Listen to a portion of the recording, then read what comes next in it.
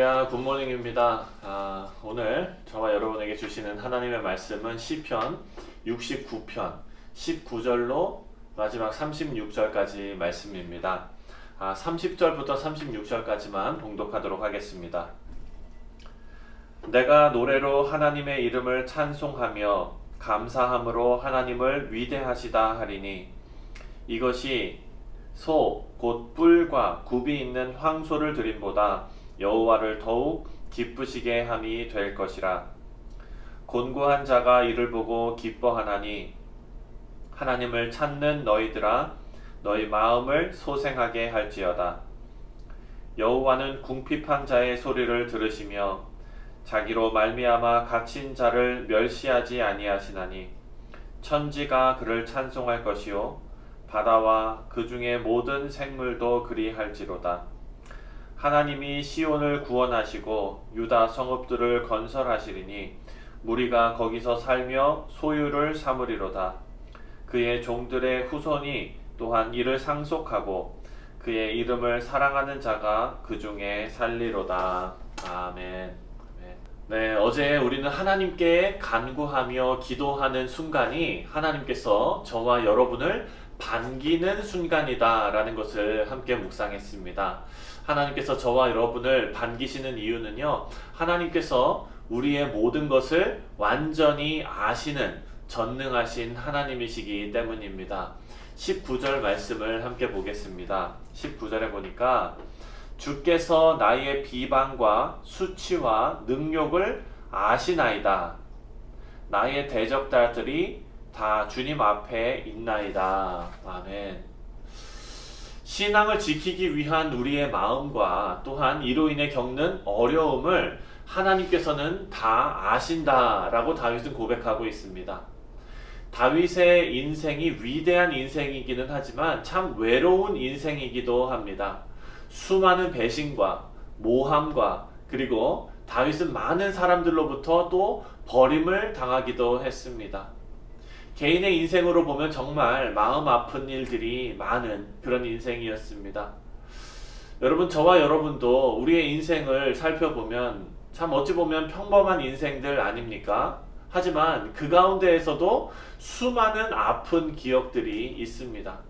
그 상황에서 다윗은 이렇게 고백합니다. 하나님께서 모두 다 아십니다. 하나님께서 다윗의 형편을 다 아신다는 것은요, 다윗이 어떤 일을 당했는지 모두 아신다는 정말 중요한 사실입니다. 그 하나님께서 저와 여러분의 어려움과 아픔도 모두 아신다는 의미도 되기 때문입니다. 그리고 하나님께서 다윗의 형편을 아신다는 것은요, 다윗이 망하지 않는다는 것을 의미합니다. 이것은 또한 저와 여러분도 결코 망하지 않는다는 것을 의미하기도 합니다. 하나님께서 저와 여러분의 형편을 모두 아십니다. 이것이 은혜입니다. 그래서 모든 것을 다 아시는 하나님께 다윗은 솔직하게 마음을 다 쏟아놓고 있습니다. 여러분, 22절부터 29절까지 우리가 살펴보면요, 다윗은 하나님께 하나님의 공의를 이루어 달라고 기도합니다. 그런데 심지어 하나님의 분노를 그들에게 쏟아부어 달라고 기도합니다. 그들이 사는 곳을 황폐하게 만들어 달라고 기도합니다.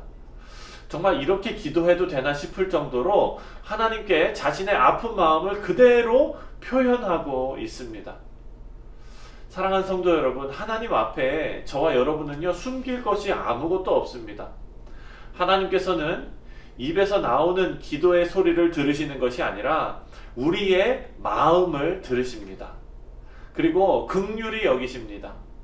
이것은 하나님의 자녀가 누리는 특권입니다. 이제 다윗이 이렇게 하나님 앞에 그 마음에 있는 것을 다 쏟아놓고 그리고 하나님을 찬양하는 기도를 올려드리기 시작합니다. 30절 말씀입니다. 내가 노래로 하나님의 이름을 찬송하며 감사함으로 하나님을 위대하다 하리니. 아멘. 분위기가 이렇게 바뀔 수 있나 싶을 정도로 감사와 찬송을 올려드리는 기도를 시작합니다. 다윗의 상황은 사실 달라진 것이 아무것도 없습니다. 그 그런데 달라진 것이 있다면 그것은 바로 다윗의 마음이 달라졌습니다. 상황은 바뀌지 않았지만 공의를 이루시고 자신의 처지를 아시고 또 기도를 들으실 하나님, 그리고 반드시 응답하실 하나님을 향해서 분명한 확신과 소망이 다윗에게 생긴 것입니다. 하나님을 향한 믿음은 우리가 처한 상황을 대하는 우리의 자세를 바꾸어 버립니다. 믿음의 백성들은 다릅니다. 믿음의 눈으로 상황을 바라보기 때문입니다.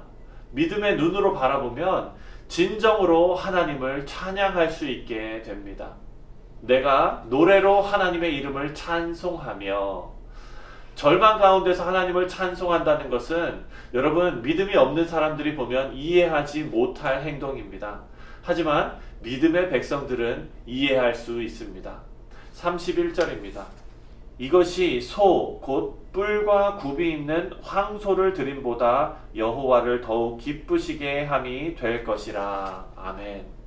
여러분, 이 말씀도 너무 유명한 말씀이고 복음성가로도 많이 불리는 구절입니다. 믿음의 눈으로 인생을 바라보는 사람은요, 하나님의 선하심을 믿습니다. 그런 믿음의 사람들은요, 감사와 찬송으로 하나님을 예배할 수 있게 됩니다. 31절에 이것이라고 나와 있습니다. 이것이 소 곧 뿔과 굽이 있는 황소를 드림보다 여호와를 기쁘시게 한다. 여기에 나오는 이것이라는 것은요, 바로 30절에 나오는 감사와 찬송으로 드리는 예배를 말합니다. 따라서 여러분, 황소를 드림보다 감사와 찬송으로 드리는 예배를 하나님께서 더 기쁘시게 받으신다라는 의미입니다. 그런데 여기 하나님께 드리는 이 황소에는요, 뿔이 있고 굽이 있습니다. 여러분, 율법에 보면 하나님께서 정하신 제사의 방법들이 있죠. 뿔이 났다는 것은 적어도 송아지는 아니라는 뜻입니다. 3년 이상 된 소라는 뜻입니다.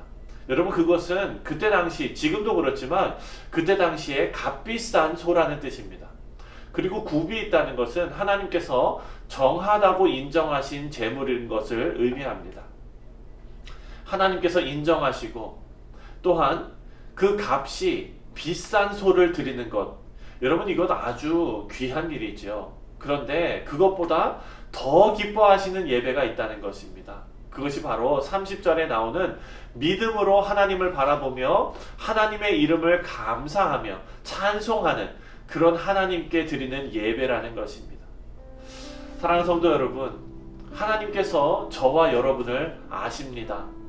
우리의 믿음 그리고 우리의 신앙은 그런 하나님을 바라볼 수 있게 합니다. 그것이 우리의 소망입니다. 우리를 구원하실 하나님을 믿는 것입니다. 그럴 때 우리의 상황에 매몰되는 것이 아니라 하나님의 구원을 바라볼 수 있게 됩니다. 그리고 감사와 찬송의 예배를 진정으로 드리는 예배를 하나님께 올려드릴 수 있게 됩니다. 이것을 하나님께서는 황소를 드리는 것보다, 값비싼 소를 드리는 것보다 더 기쁘게 받으신다라고 말씀하고 있습니다. 오늘 하루를 하나님 앞에 기쁨의 예배를 드리시는 저와 여러분 되시기를 주님의 이름으로 축원드립니다. 하나님 앞에서 저와 여러분의 인생이 예배가 될 수 있습니다. 이 인생이 하나님을 믿는 믿음, 그리고 선하신 하나님을 바라는 소망, 이것으로 가득 채워질 때 황소를 드리는 것보다 더 기쁘게 우리의 삶을 받으실 줄 믿습니다. 다 같이 기도하겠습니다.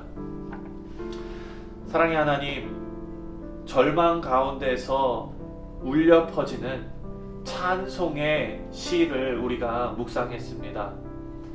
하나님, 우리의 인생이 이런 인생이 되기를 간절히 소원합니다.